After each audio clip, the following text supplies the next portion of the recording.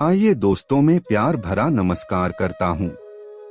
गाय एक महत्वपूर्ण पालतू पशु है जो संसार में प्रायः सर्वत्र पाई जाती है। इससे उत्तम किस्म का दूध प्राप्त होता है। अगर दोस्तों सुबह सुबह उठकर प्रातः काली गाय के भक्तिपूर्वक परिक्रमा करने से पृथ्वी के समान फल माना जाता है। गाय के शरीर में 33 कोटि देवी देवताओं का वास माना जाता है। उसकी पूजा करने से सभी देवी देवताओं का आशीर्वाद भी प्राप्त होता है। माना जाता है कि कामधेनु गाय के शरीर में सभी देवताओं का वास होता है। उसके 4 पैर शास्त्र वेद हैं। उसके सींग त्रिगुण देवता ब्रह्मा, टिप, विष्णु, मध्य और शिव आधार हैं। उसकी आंखें सूर्य और चंद्रमा देवता हैं। उसके कंधे अग्नि देवता अग्नि और वायु देवता वायु और उसके पैर हिमालय हैं। दोस्तों, वीडियो में आगे बढ़ने से पहले आपसे अनुरोध है कि हमारी प्रस्तुति आपको पसंद आती है तो वीडियो को अभी लाइक कर चैनल को सब्सक्राइब कर ले। अब वीडियो को आगे बढ़ाते हैं। ये जो आज की कहानी है, जीवन के कुछ खास सिद्धांतों को बताने वाली कहानी है। इन्हें गौ माता बताती हैं, जो हमारे लिए बहुत ही पूजनीय है। गौ माता समय समय पर इंसान को ऐसे ऐसे संदेश देती है जो इंसान इनको समझ जाए तो फिर उसका जीवन धन्य हो जाता है। गाय को माता क्यों कहा जाता है? गौमाता में 33 कोटि देवी देवताओं का वास होता है। गौमाता की महिमा अपरंपार है। गौमाता में अनगिनत चमत्कार होते हैं। जो लोग इनको समझ जाते हैं वो अपना भाग्य बदल सकते हैं, अपने नसीब को बदल कर रख सकते हैं। इस कहानी में आप जान लेंगे गौ माता ने बताई 4 महत्वपूर्ण बातें। ये 4 बातें हर इंसान के जीवन में कभी ना कभी घटित जरूर होती है, और जब ये बातें किसी इंसान के जीवन में घटित होती है तब उस व्यक्ति को संभलने का मौका नहीं मिलता। इतनी खतरनाक ये 4 बातें साबित होती है, इसलिए इन 4 बातों पर गौर करें। इन्हें ध्यान से सुनें और अपने जीवन में इन 4 बातों पर अमल जरूर करें।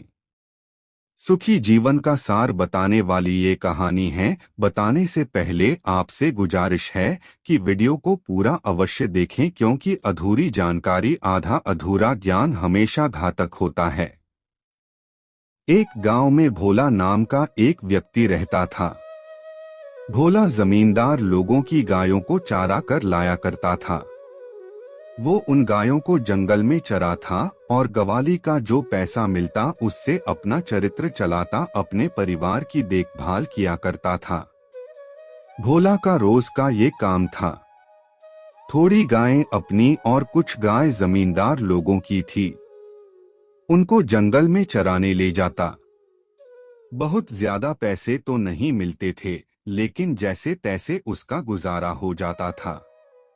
जिस जंगल में भोला गाय चराने लेकर जाता था उसी के पास एक पहाड़ था। उस पहाड़ में एक गुफा थी। उस गुफा में एक साधु रहा करते थे।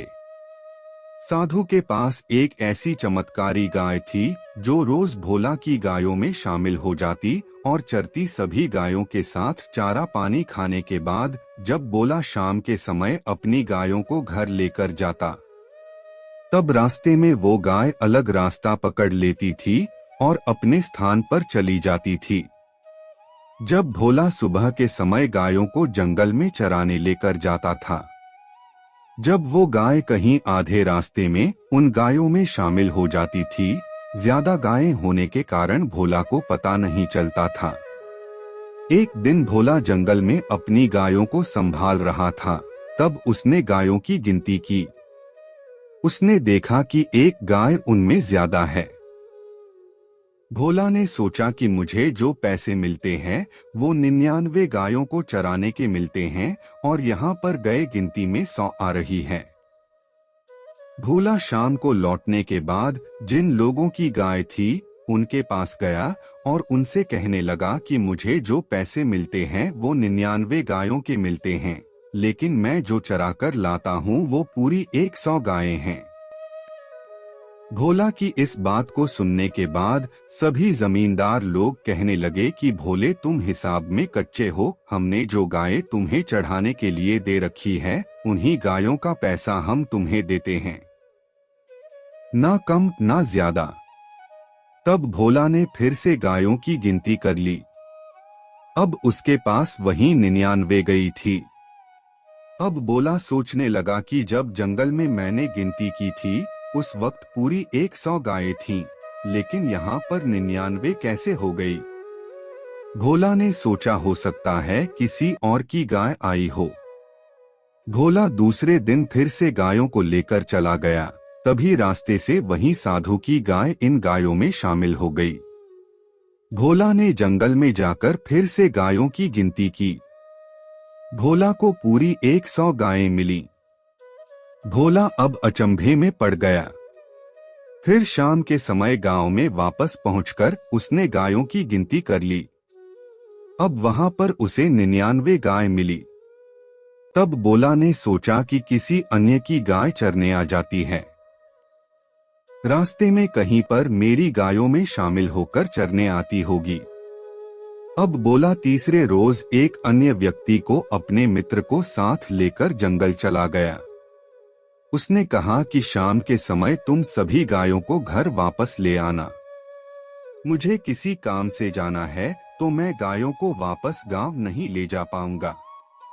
जब शाम का समय हुआ, भोला थोड़ी दूरी पर झाड़ियों में छुपकर बैठ गया। उस दूसरे व्यक्ति के साथ गायों ने घर का रास्ता पकड़ लिया। भोला छुपकर झाड़ियों के आड़ में चलकर गायों पर नजर रख रहा था, पीछे पीछे चल रहा था।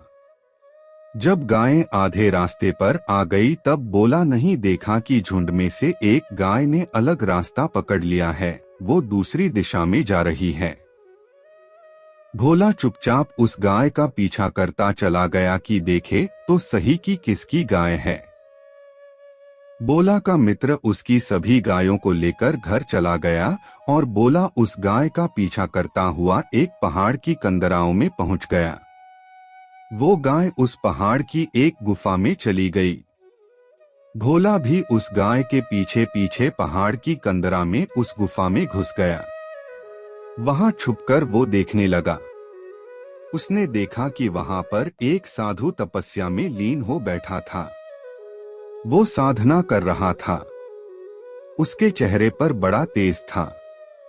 गाय वहां पर पहुंचकर खड़ी हो गई। फिर साधु ने अपनी आंखें खोलीं और उठकर गाय को बांध दिया। गाय का दूध निकालकर वो अपना भोजन बनाने में व्यस्त हो गया। भोला वहीं छुपकर सब कुछ देखता रहा। थोड़ी ही देर में उस गाय ने गोबर किया। वो सोने का गोबर था। साधु ने तुरंत जाकर गाय के गोबर को उठा लिया और अपने धन भंडार में रख दिया।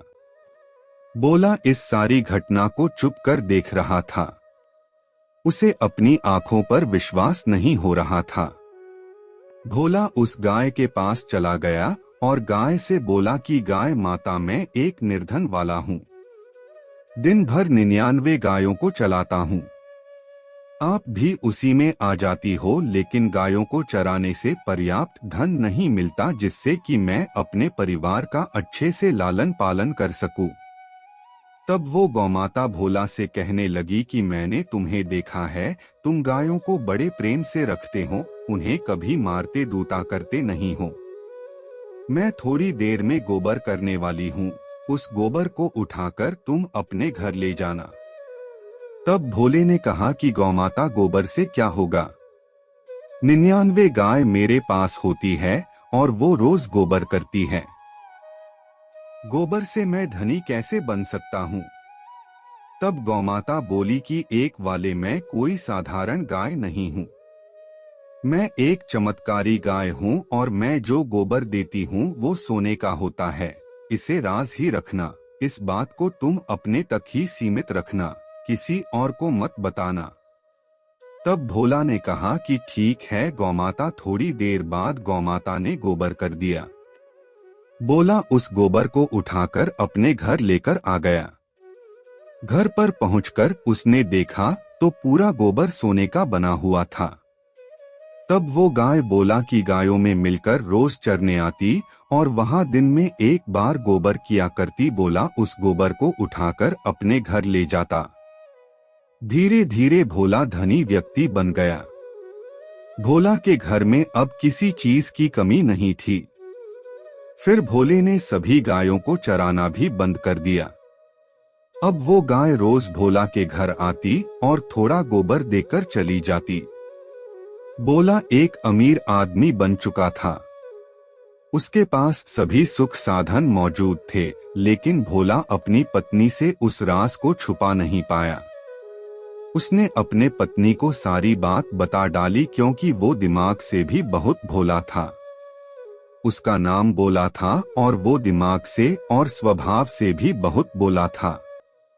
अब जैसे ही उसके पास धन आ गया था तो गौमाता ने जो बात उसको बताई थी कि किसी को बताना नहीं है, उस बात को भूल गया और अपनी घरवाली को उसने सारी बातें बता दी। भोला अमीर बन गया था तो धीरे धीरे भोला के अड़ोसी पड़ोसी भोला से जलने लगे।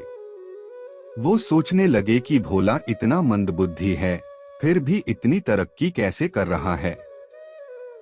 भोला को ऐसा कौन सा खजाना मिल गया है जो इसने गाय चराना भी बंद कर दिया है। पहले तो ये गाय चराता था, उससे इसके परिवार का लालन पालन होता था, लेकिन अब तो इसने गायों को चराना भी बंद कर दिया है। दिन भर घर पर रहता है, मजे करता है और उसकी दिन दुगनी रात चौगुनी तरक्की कैसे होती जा रही है। कौन सी जादू की छड़ी उसको मिल गई है। बुला के अड़ोसी पड़ोसी यही सोचते, फिर उन्होंने बोला पर नजर रखनी शुरू कर दी, पता करने के लिए कि इसके पास धन आता कहां से है। क्या उससे कोई खजाना मिल गया है।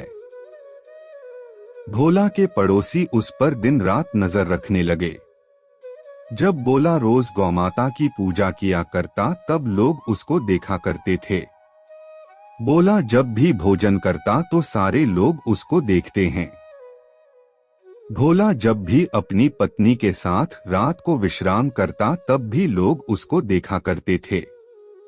तब भोला की तरक्की लोगों में एक चर्चा का विषय बन गई थी। भोला को जो गाय माता गोबर देती थी, धीरे धीरे उस गाय ने भोला के घर आना बंद कर दिया। भोले को सोने का गोबर देना बंद कर दिया। धीरे धीरे भोले के पास जितना भी धन पड़ा हुआ था वो सब खर्च होते गया और धीरे धीरे एक ऐसा समय आया कि भोला बिल्कुल निधन हो गया। भोला के पास कुछ भी नहीं बचा। भोला रास्ते पर आ गया। पहले वो जितना गरीब था उससे भी खराब हालत में पहुंच गया। खाने के लाले पड़ गए। भोला एक दिन परेशान होकर उसे गौ माता के पास चला गया। गौ माता के चरणों में पड़कर रोने लगा। गौ माता बोली, बोले तुम मेरी बताई बात भूल गए, धन का तुम्हें नशा चढ़ गया। ये तुम्हारी करनी का फल है। आज मैं तुम्हें एक खास सलाह देती हूँ। मैं तुम्हें ऐसी 4 बातें बताऊंगी, अगर इन बातों को तुम जीवन भर याद करोगे और इन पर अमल करोगे तो जिंदगी में कभी भी नहीं पछताओगे। भोला बोला, ठीक है गौमाता, आप मुझे वो बातें बताइए, उनका मैं सख्ती से पालन करूंगा। तब गौ माता कहने लगी कि भोले, ये 4 काम व्यक्ति को हमेशा अकेले में करनी चाहिए। पहली बात, जब भी आप भगवान का ध्यान करें, भजन करें तो हमेशा अकेले में ही करें। भगवान का भजन अगर आप लोगों के सामने करेंगे तो उसका असर ही आपको नहीं मिलेगा, उसका श्रेय देखने वाले लोग ले जाएंगे। इसलिए भगवान का भजन जब भी करो अकेले में करो। भगवान की अगर आप कोई साधना करते हैं, किसी मंत्र को सिद्ध करते हैं, किसी भी प्रकार की आप भक्ति करते हैं तो उसे अकेले में करना चाहिए, पर्दे में करना चाहिए। गौमाता आगे कहने लगी, दूसरी बात गौर से सुनो, भोजन भी हमेशा अकेले में और पर्दे में करना चाहिए। भोजन को भी खुलेआम कभी नहीं करना चाहिए। अगर आप खुलेआम भोजन करते हैं तो सबसे पहले तो माँ अन्नपूर्णा का अपमान होता है, दूसरा आपके भोजन का अपमान होता है, इसलिए भोजन को भी हमेशा अकेले में करना चाहिए। तीसरी बात गौ माता कहने लगी कि भोले, ये बड़ी काम की बात है, इसे गौर से सुन लो। गौमाता बोली कि जब भी पति पत्नी रात्रि के समय विश्राम करते हैं तो वो पर्दे में होना चाहिए, अकेले में होना चाहिए। जो लोग खुलेआम हम बिस्तर करते हैं उन लोगों पर अकाल मृत्यु का भय हमेशा बना रहता है, इससे ही उनके अकाल मृत्यु हो जाती है। चौथी और आखिरी बात गौमाता ने बताई, भोले, ये सबसे खास और सबसे महत्वपूर्ण बात है, इसको जीवन में हमेशा याद रखना। गौमाता बोली कि अपनी कमाई का जरिया, अपनी आमदनी का जरिया किसी को नहीं बताना चाहिए, इसको भी हमेशा पर्दे में रखना चाहिए, अपने सीने में दफन रखना चाहिए।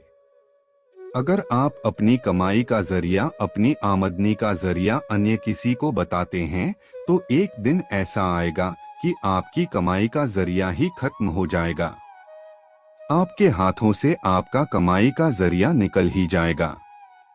हो सकता है आपके कमाई के जरिए पर आप जो भी काम कर रहे हैं उस पर किसी दूसरे व्यक्ति का कब्जा हो जाए, इसलिए अपनी कमाई का जरिया कभी किसी को नहीं बताना चाहिए। गौमाता ने ये 4 बातें भोला को बताई। भोले ने उन 4 बातों का सख्ती से पालन किया। फिर गौमाता ने अपना गोबर भोला को देना शुरू कर दिया। अब भोला के फिर से अच्छे दिन आ गए। यह कहानी हमें सीख देती है कि जीवन में हमें कभी भी इन 4 बातों को किसी को नहीं बताना चाहिए, इनको हमेशा पर्दे में रखना चाहिए।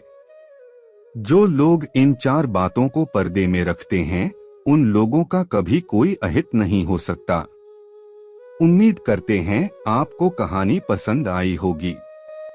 चलिए आज की प्रस्तुति को समाप्त करते हैं और जल्द ही नई प्रस्तुति लेकर आएंगे। तब तक आप कमेंट बॉक्स में बताइए प्रस्तुति कैसी लगी। कमेंट में जय बजरंगबली अवश्य लिखें। धन्यवाद दोस्तों।